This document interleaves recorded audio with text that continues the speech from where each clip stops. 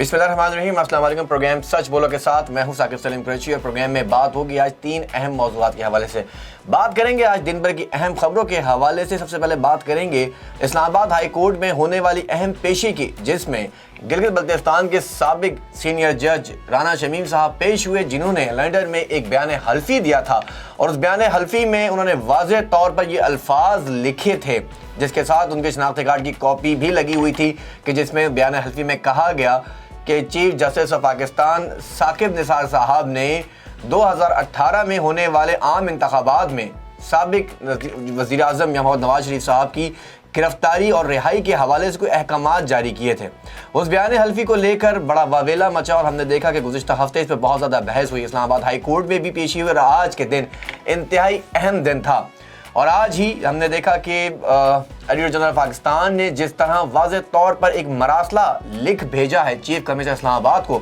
और साथ ये भी सदा की गई है कि राना शमीम साहब का नाम फौरी ECL में डाला जाए, क्योंकि 13 दिसंबर तक इसकी समाअत को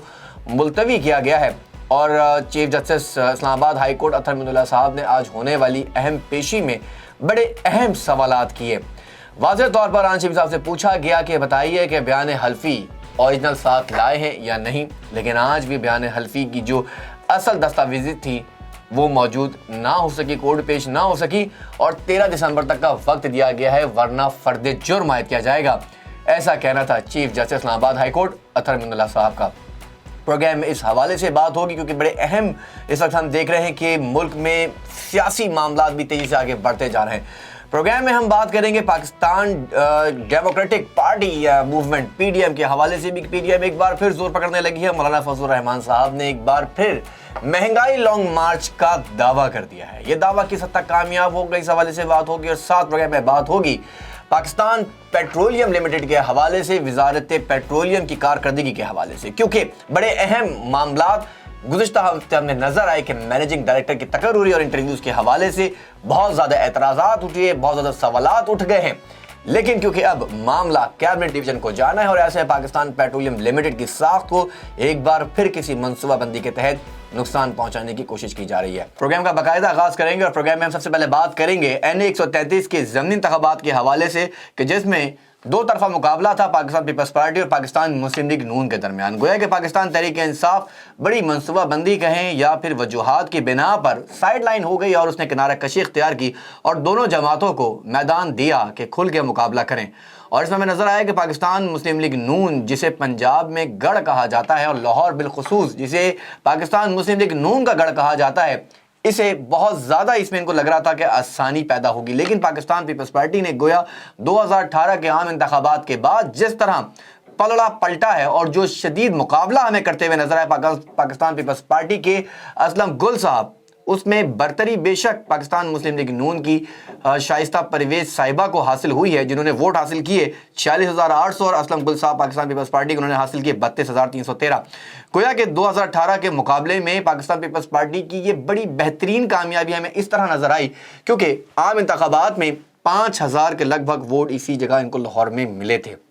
लेकिन क्योंकि अब हालात तब्दील होते जा रहे हैं, PDM में अपने मामलात नज़र आ रहे हैं, अब इलेक्शन भी करीब करीब होते जा रहे हैं, क्योंकि 3 साल से ज़ायद का अरसा मौजूदा हुकूमत गुजार चुकी है। NA 133 के इंतखाबात के बाद आखिर हुआ क्या और जरदारी साहब ने क्या बयान दिया और किस तरह दो टोक मौक़िफ़ इख्तियार किया है, पहले आपको वो सुनाते हैं। मैंने दोस्तों से ये बात की थी कि पंजाब में इलेक्शन पीपल्स पार्टी के लिए मुश्किल नहीं है, हमारी अपनी कमजोरियां हमारे सामने आती हैं। अब कल वाली इलेक्शन आपने ज़बरदस्त रिजल्ट दिया, आपने बहुत अच्छा रिजल्ट दिया, मगर मैं आपसे बताना चाहता हूं कि मेरा एस्टिमेशन 50,000 थी और मैं 50,000 वोट ले सकता था अगर हम वोटर टर्नआउट बढ़ा सकते। अब भी मैंने कहता हूं कि भाई आपने जो कॉन्स्टिट्यूंसी जिस पे इलेक्शन लड़ी है, ये 77 के बाद मियाँ साहब बनाते रहे।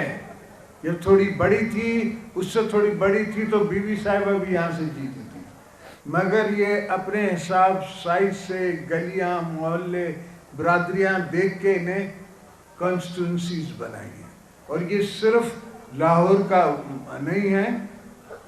पूरे पंजाब में इन्हें कॉन्स्टिट्यूंसीज बनाई हैं। इंशाल्लाह ये कॉन्स्टिट्यूंसी हम चेंज करेंगे, हर जगह पे हम इनसे लड़ेंगे, हर मोहल्ले में इनसे लड़ेंगे, इसलिए कि पाकिस्तान के ये खिलाफ हैं, ये मेरी धरती के खिलाफ हैं। जो इस धरती में नहीं मरना चाहता उसको क्या मसला है?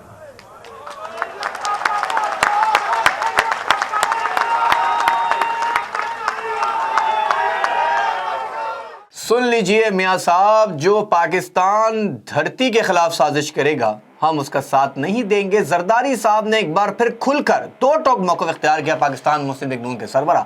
मियाँ मोहम्मद नवाज शरीफ के बारे में, और उन्होंने दो टोक मौक़िफ़ इख्तियार करते हुए ये वाज़ेह तौर पर कह दिया है कि जिस तरह 1970 में जो हल्का बंदियाँ की गई थी, जो कॉन्स्टिट्यूंस बनाए गए थे और जिस तरह इंतखाबात होते रहे हैं, तो मियाँ साहब ने हमेशा से जो है वो ज़ात पात और इन चीज़ों का ही इस्तेमाल किया है, बरादरीज़म का। लेकिन पाकिस्तान पीपल्स पार्टी ने जैसे खुलकर मुकाबला किया, नज़र यही आ रहा है कि अब इख्तलाफात बढ़ते जा रहे हैं। एक तरफ जो PDM है उनके सरबराह मौलाना फजलुर रहमान, उनके अपने मुतालबात, अपने बयानात, अपने ऐलानात नज़र आते हैं। दूसरी जानिब जरदारी साहब ने दो टोक मौक़िफ़ इख्तियार किया हुआ है, वाज़ेह मौक़िफ़ इख्तियार किया हुआ है। इन सब पर बात करने के लिए मेरे साथ मौजूद है पाकिस्तान मुस्लिम लीग नून के सीनियर रहनुमा जनाब सेनेटर परवेज़ रशीद साहब। परवेज़ साहब बहुत शुक्रिया आपका। जी अस्सलाम वालेकुम। सर बहुत शुक्रिया। फरमाइएगा सर, हम ये देख रहे हैं कि लाहौर का जो ज़िमनी इंतखाबात था NA 133 बिल आखिर वो मुकम्मल हुआ और पाकिस्तान मुस्लिम लीग नून ने बड़ी वाज़ेह अक्सरियत से ये सीट हासिल कर ली है, लेकिन पाकिस्तान पीपल्स पार्टी जो है इस जीत को तस्लीम नहीं कर पा रही है। आप किस तरह देख रहे हैं इसको? मेरी सियासी जिंदगी में ये पहला मौका है कि कोई जमात इलेक्शन हार जाए और हारने के बाद भी वो उसको खुशी मना रही हो, जबकि उसे ये भी मालूम हो कि ये हार तो उसको जो हुई है, उस हार में भी वो अकेली नहीं है, बल्कि उसके साथ 6-7 और जमातें शामिल हुई, तब भी वो हार गई। मुस्लिम लीग काफ ने उनका साथ दिया, ताहिरुल कादरी साहब ने उनका साथ दिया, जो नए कादरी साहब हैं उन्होंने कोई उम्मीदवार नहीं खड़ा किया, वो भी उनके साथ थे। और फिर इमरान खान साहब का भी वहां उम्मीदवार कोई नहीं था, और बुग़्ज़े नवाज शरीफ में इमरान खान के जो सियासी कारकुन थे, दफातर थे, वो भी दिन रात पीपल्स पार्टी की कामयाबी के लिए काम करते रहे। तो पाकिस्तान की तकरीबन तमाम सियासी जमातें मिलकर पीपल्स पार्टी की कामयाबी के लिए काम करती रही, लेकिन उसके बावजूद अल्हम्दुलिल्लाह नवाज शरीफ का शेर जो है वो इन तमाम जमातों के काबू में नहीं आया और फतह उसके हिस्से में आई। ठीक है, लेकिन यहाँ पे जैसे आपने खुद कहा कि नवाज शरीफ साहब का शेर किसी के काबू नहीं आया और फतेह मुकद्दर बनी पाकिस्तान मुस्लिम लीग नून का। लाहौर या पंजाब बिल्कुल अगर हम बात करें तो कहा जाता है मुस्लिम लीग नून का गढ़ है। पाकिस्तान पीपल्स पार्टी ने भी जिस तरह बैक किया है, जो दावे उनकी तरफ से नज़र आ रहे हैं, और इस शिकस्त के बाद गोया कि दो ही जमातों के दरमियान बड़ा ज़बरदस्त मुकाबला था, तो ऐसे में जरदारी साहब के वो बयानात आना और बड़े खुल के दो टोक मौक़िफ़ इख्तियार करना, नवाज शरीफ साहब के बारे में जो अल्फाज उन्होंने इस्तेमाल किए, तो लग तो ये रहा है कि जो कल की दोस्ती थी एक बार फिर वो दुश्मनी में तब्दील होती जा रही है, क्योंकि उन्होंने जो सख्त जुमला इस्तेमाल किया कि पाकिस्तान धरती के ख़िलाफ़ अगर कोई शख्स जाएगा तो कोई साथ नहीं दिया जाएगा, और जो मरना यहाँ धरती पे पसंद नहीं करेगा, तो इस तरह के अल्फाज इस्तेमाल किए। क्या कहिएगा इस पर? कुछ भी नहीं कहूँगा, इसलिए कि कहने की कोई ज़रूरत नहीं है। सबका किरदार जो है पाकिस्तान के अवाम के सामने, किसको अपने वतन से कितनी मोहब्बत है, कोई इसका सर्टिफिकेट नहीं बांट सकता। सब लोग अपने वतन से मोहब्बत करते हैं। ठीक है, अगर कोई पाकिस्तान से मोहब्बत नहीं करता तो उसको भी पाकिस्तान के अवाम जानते हैं, और जो पाकिस्तान से मोहब्बत करते हैं उन्हें भी पाकिस्तान के अवाम जानते हैं। इसलिए इस तरह की बातों का जवाब देना कोई ज़रूरी नहीं होता, हम इन्हें इग्नोर कर देते हैं।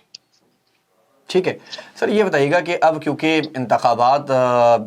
बेशक कि ये एक बड़ा टेस्ट تھا پاکستان مسلم لیگ نون کے لیے بھی، کیونکہ نواز شریف صاحب کے جانے کے بعد یہ پہلا ضمنی انتخابات ہمیں نظر آیا کہ جس میں کانٹے دار مقابلہ نظر آیا ہے۔ اب گویا کہ پاکستان مسلم لیگ نون کے لیے مشکلات بھی بہت زیادہ ہیں، اور آنے والے انتخابات میں بھی اب صورتحال نظر آ رہی ہے کہ جس طرح آپ لوگوں نے کم بیک کیا ہے پاکستان مسلم لیگ نون نے، لیکن جو سیٹیں جو ووٹ نکلنا چاہیے تھے، دعوے تو یہ بھی کیے جا رہے ہیں کہ اس طرح کی ووٹ کے ٹرن اوور نہیں رہا، اور وہ ٹرن آؤٹ پاکستان پیپلز پارٹی لے جانے میں کامیاب ہوئی ہے۔ تو مستقبل قریب میں کیا منصوبہ بندی کی جا رہی ہے؟ نہیں ثاقب، میں آپ کے بنیادی جو تھیوری ہے میں اس سے ڈس ایگری کرتا ہوں۔ ٹھیک ہے۔ پہلی بات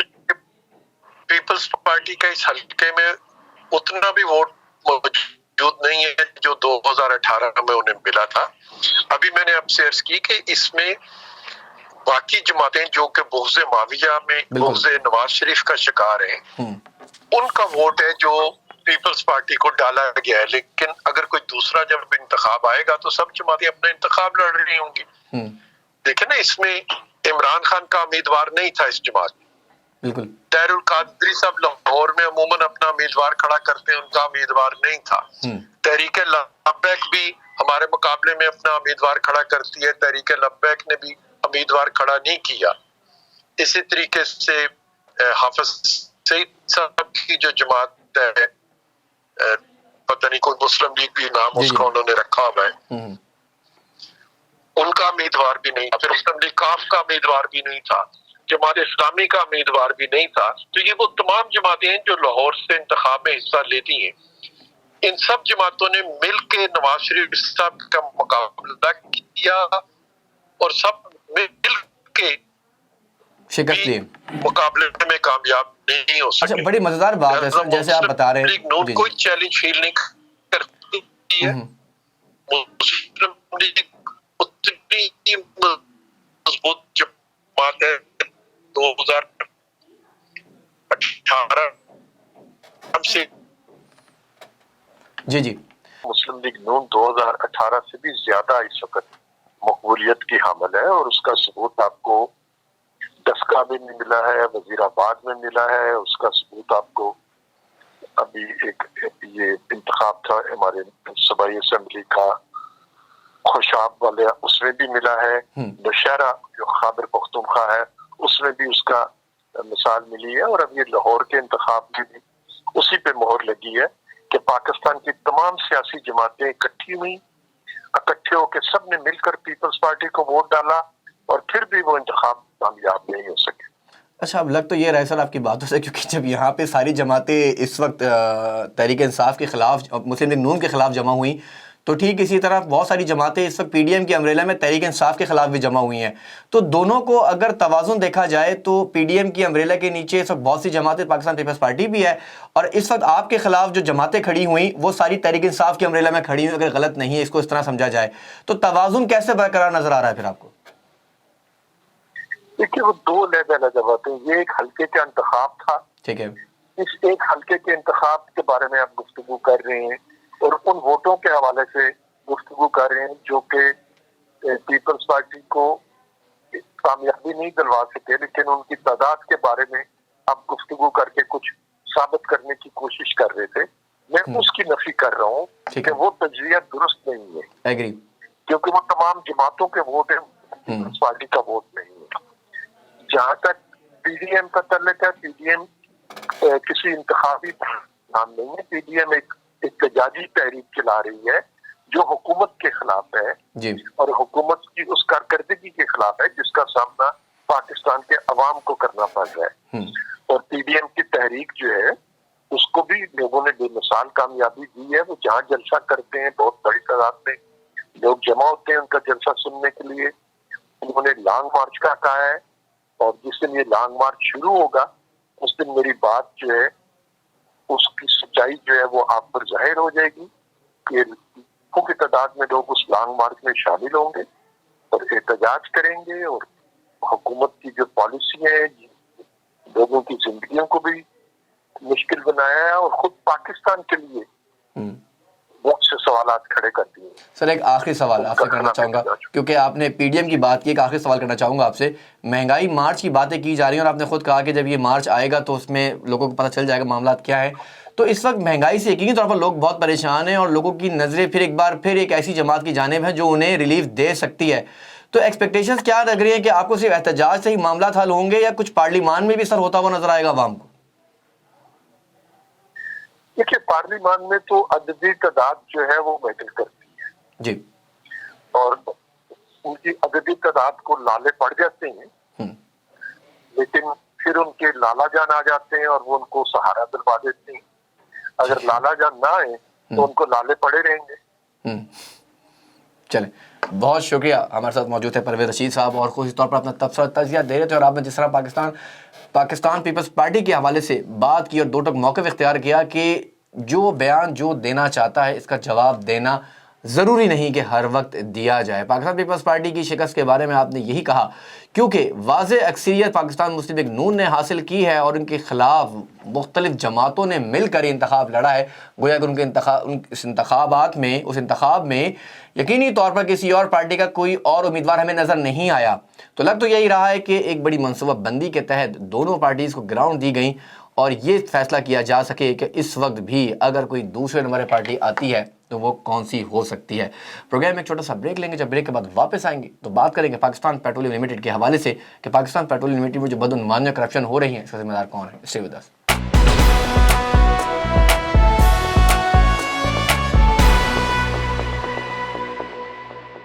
ویلکم بیک. اور پروگرام کے اس حصے میں ہم بات کریں گے پاکستان پیٹرولیم لمیٹڈ کے حوالے سے. یہاں آپ کو کچھ اہم معلومات آپ کے ساتھ شیئر کرنا چاہوں گا. پاکستان پیٹرولیم لمیٹڈ جو ایک منافع بخش ادارہ ہے، یہ میں نہیں کہہ رہا، یہ گزشتہ کچھ سالوں سے مستقل طور پر ہم یہ دیکھ رہے ہیں کہ پاکستان اسٹاک ایکسچینج میں جو ایک رپورٹ پیش کی جاتی ہے جس کا باقاعدہ طور پر تجزیہ ہوتا ہے اسٹاک مارکیٹ کی جو مینجمنٹ کمیٹی ہے اور جو باہر کی جو دوسری کمپنیز ہیں، جو فائنینشیل کمیٹیز ہیں، جو فائنینس کمپنیز ہیں، وہ باقاعدہ سرکاری اداروں کو جن کی رپورٹس ہیں اس پر تبصرہ کرتے ہیں اور پھر مارکیٹ شیئرز کی باتیں کی جاتی ہیں اور شیئرز کے پرائس ایڈجسٹ کیے جاتے ہیں. جب ہم بات کرتے ہیں پاکستان پیٹرولیم لمیٹڈ کی تو آج اس بار پھر اس پر بہت زیادہ اعتراضات ہمیں نظر آ رہے ہیں. پاکستان پیٹرولیم لمیٹڈ کے مینیجنگ ڈائریکٹر جو اس وقت قائم مقام مینیجنگ ڈائریکٹر جن کی ایکسٹینشن کی گئی ہے 6 ماہ پہلے بھی، معین رضا صاحب، ان کے بارے میں بہت سے ایسے الزامات ان پر عائد کیے گئے ہیں اور بہت سے ایسے الزامات اس وقت پاکستان پیٹرولیم لمیٹڈ کی مینجمنٹ کے اوپر بھی ہے کہ جس پر اب تک نیب نے خاموشی اختیار کی ہوئی ہے. یہ سب کیا معاملہ ہے اور اس معاملے کی شروعات کہاں سے ہوتی ہے، ان سب کے لیے آپ کو تاریخ کا تھوڑا سا پس منظر میں جانا ضروری ہے. اور شروع ہوگی یہ بات سال 2012 سے. سال 2012 میں جب ہم نے دیکھا پاکستان پیپلز پارٹی کی جو حکومت تھی وہ اقتدار میں تھی. اقتدار میں آتے ہی پاکستان پیپلز پارٹی نے جس طرح اداروں کے لیے کام کیا، تیزی سے بھرتیاں کی اور وہاں پہ پرائیویٹائزیشن کے لیے بھی آگے کام ہوتا رہا. پاکستان پیٹرولیم لمیٹڈ جو پاکستان کا دوسرا بڑا سرکاری ادارہ ہے، جسے منافع بخش ادارہ کہا جائے تو شاید غلط نہیں ہوگا، لیکن جس تیزی کے ساتھ اس میں سال 2012 کے بعد تھوڑا سا بحران پیدا ہوا اور اس کی جو پروفیٹیبلٹی تھی وہ منافع بخش ادارہ نقصان میں جانا شروع ہوا. آخر کیوں؟ پاکستان پیٹرولیم لمیٹڈ میں جس طرح مینیجنگ ڈائریکٹرز کی تقرری باقاعدہ طور پر میرٹ کی بنیادوں پر ہوتی رہی تھی، لیکن بعد میں اس میں سیاسی اثر رسوخ استعمال ہوتا رہا اور اس کا انتظامی امور جو ہے وہ سیاسی مداخلت کے باعث خسارے میں جاتا رہا پاکستان پیٹرولیم لمیٹڈ. 2012 میں کیونکہ بڑا مختصر سا دورانیہ ہے اور اس دورانیے میں بہت سی باتیں آپ سے کرنی ہیں کہ سال 2012 میں بیرون ملک مقیم ایک M&D کمپنی جو کہ آئل ایکسپلوریشن کمپنی ہے، اس کے بلاکس و اس کے ساتھوں کو خریدنے کی باتیں کی گئی. باقاعدہ طور پر بورڈ تھا جو پاکستان پیٹرولیم لمیٹڈ ہے، کوئی بھی سرکاری ادارہ ہے وہ بورڈ کے ماتحت چلتا ہے اور اس بورڈ کے ماتحت بہت سے ذیلی ادارے ہیں انتظامی امور کے جو اس کو فالو کر رہے ہوتے ہیں. پھر ظاہر وہ تمام چیزیں رپورٹ کرنا ہوتی ہے وفاقی دارالحکومت اسلام آباد. 2012-2013 کے درمیان ایک بہت بڑی ڈیل کی جاتی ہے اور یہ ڈیل ڈبل قیمت پر، اس کے الزامات اس پر عائد ہوتے ہیں کہ ڈبل قیمت پر یہ M&D کی ڈیل کی گئی جو تقریباً $12 بلین تھا. اور اس $12 بلین کو جب اصل اسیسمنٹ اس کی ایسٹس کی گئی ہے M&D کی جو 2017 میں 16 میں مکمل ہوئی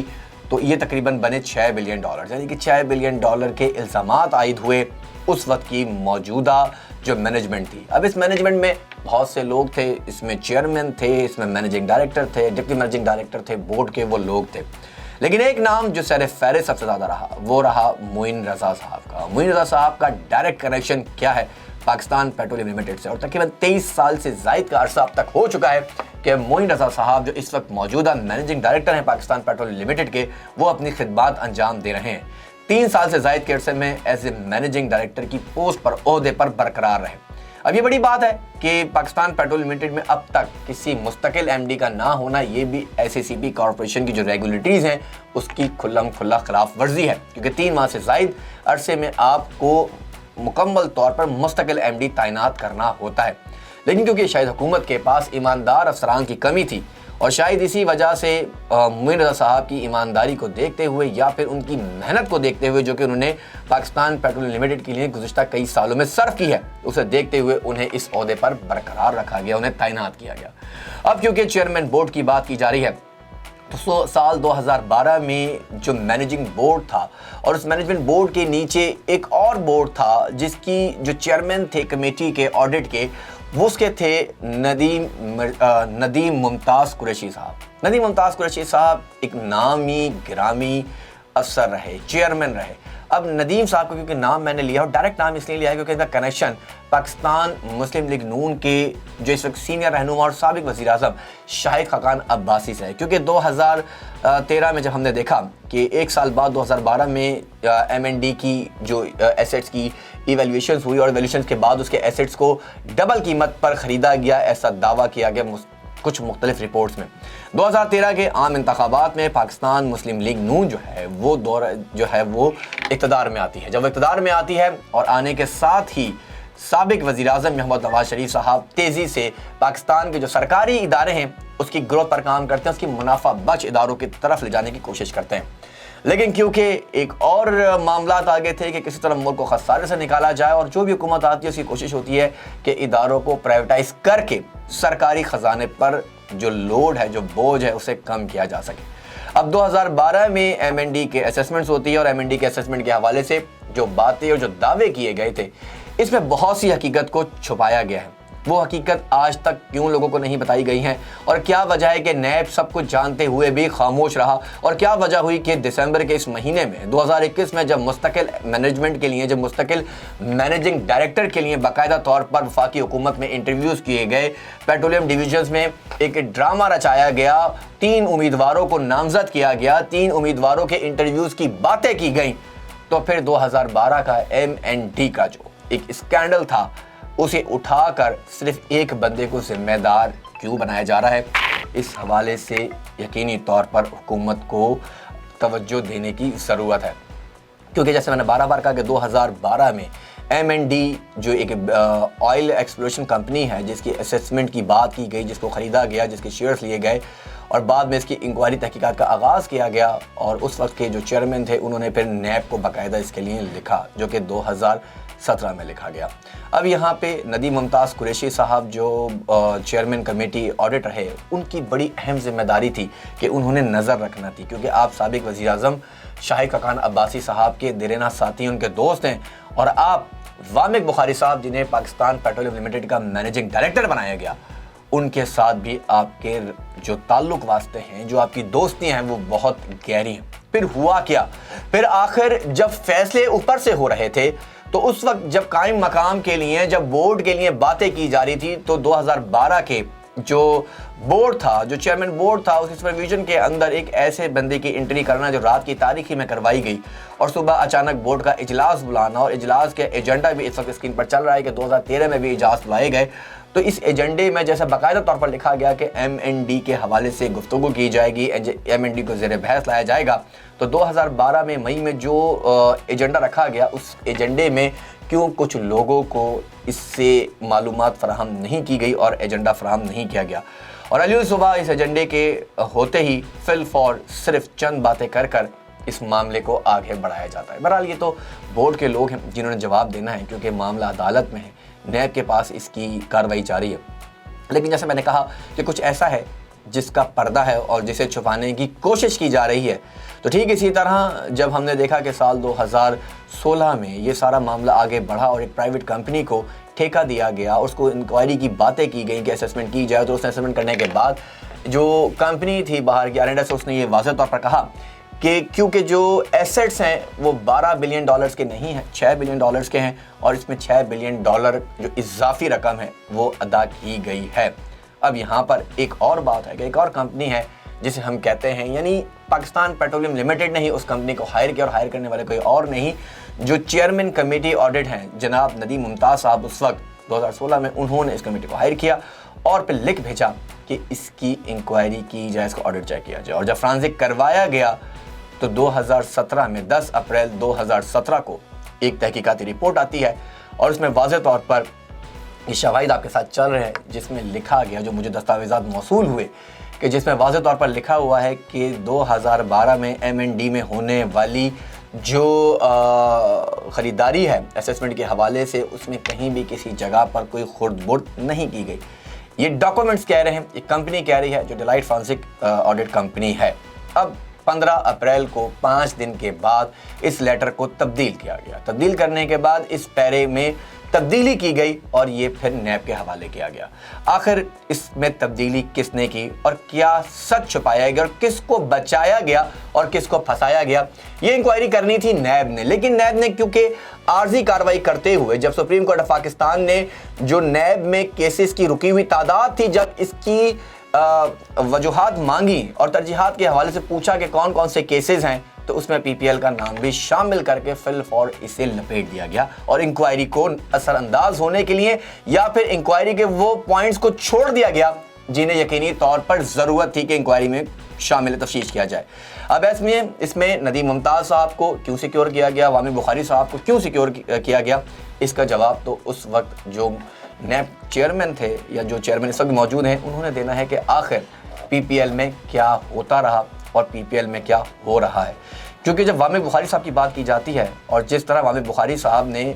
واضح طور پر جو پاکستان پیٹرولیم لمیٹڈ ہے اسے پرائیویٹائز کرنے کے لیے دنوں رات محنت کی، شب و روز محنت کی کہ کسی طرح اس سرکاری ادارے کو پرائیویٹائز کر دیا جائے، جو کہ ایک منافع بخش ادارہ تھا، ایک منصوبہ بندی کے تحت اسے نقصان پہنچایا گیا. اب یہاں پر ایک بار پھر بات ہوتی ہے اس وقت کے موجودہ مینیجنگ ڈائریکٹر معین رضا صاحب کی، جن پر الزامات ہیں اور الزامات ابھی تک کیونکہ ثابت نہیں ہوئے، عدالت میں کیس ہے، نیب میں انکوائری چل رہی ہے. جیسے میں نے آپ کو بتایا کہ نیب نے ابھی تک جو ڈیلائٹ فرانزک کمپنی ہے